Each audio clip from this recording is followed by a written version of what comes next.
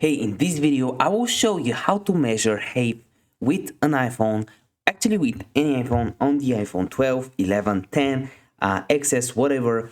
And it's a very simple tutorial, so make sure you watch this video all the way until the end. And if you appreciate me making a video just like this, you can go ahead and give me a like for the YouTube algorithm because each like gets us a few more views, which is really helpful. Subscribe if you are new. We just hit 13,000 subscribers, and hey, comment down below if you have any questions whatsoever around the video. I would love to help you out in the comment section down below, and comment which country are you watching this video from, because I'm curious to know. So the first thing you want to do is, because you probably put the measure app somewhere on your screen and you can't find it, just swipe up and type in measure, just like this, measure. So when you do, you'll find the app, the measure app. And now I find an object. I'll use this turtle.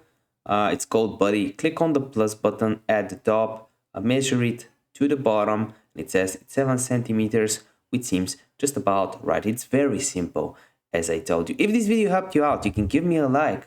And we're uploading hundreds of videos just like this for your value. I want to see you in one of the next videos, and comment down below if you have any questions.